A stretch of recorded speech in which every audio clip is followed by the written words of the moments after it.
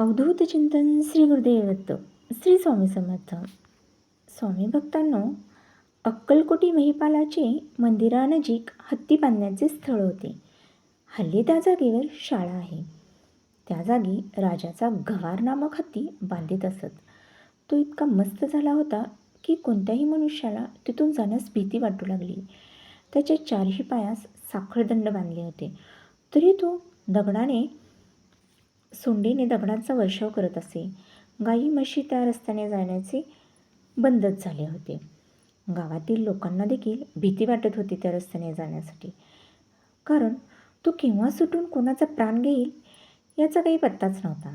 राजाने त्या हत्तीच्या आजूबाजूला सशस्त्र शिपाई, घोडेस्वार पाठवले होते लोकांचे रक्षण करण्यासाठी.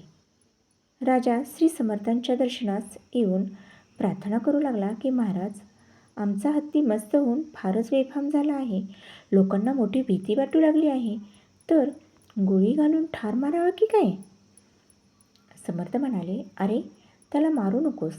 असे म्हणून महाराज सेवेकऱ्यांसह हत्तीकडे जाण्यास निघाले. वाटेत लोक सांगू लागले की महाराज, या रस्त्याने जाऊ नका.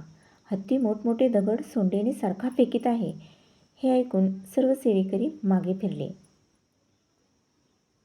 सर्व सेवकांवर ज्याची दया, जो जगाचे अन्याय क्षमा करणारा, ज्याचे चिंतन दुर्लभ, जो प्रत्यक्ष काळाच्याही तोंडातून सोडविणारा, असे प्रत्यक्ष श्री स्वामी समर्थ बरोबर उभे असता जे फक्त सेवक म्हणणारे ते देहबुद्धी धरून पळून गेले. हतभागी तेवढे प्रभूस सद्गुरूस सोडून गेले आणि सत्शिष्य चोळप्पा बाबा यादव एवढेच श्रींजवळ राहिले. महाराज कटीवर हात ठेवून त्या हत्तीपुढे उभे राहिले व शिव्या देऊन म्हणाले, मूर्खा, माजलास काय? पूर्वीचे स्मरण विसरलास वाटते. चढेल तो पडेल, बाष्कळाचा अभिमान सोडून दे. असे स्त्रींचे वचन ऐकून त्या मस्त हत्तीने एकदम महाराजांजवळ येऊन पुढचे पायांचे गुडघे टेकून गंडस्थळ श्रीचरणावर ठेविले. डोळ्यातून घळाघळा अश्रू वाहू लागले.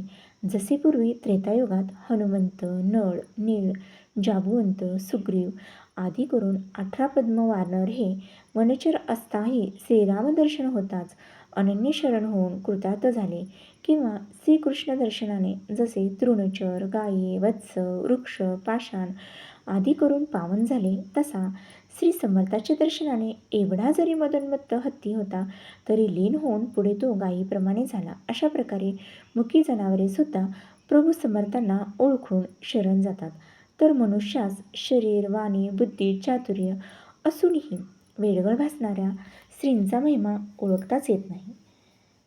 ज्यांना आपले कल्याण करून घेणे असेल त्यांनी श्री समर्थास शरण जावे आणि कृपेला पात्र व्हावे. श्री स्वामी समर्थ.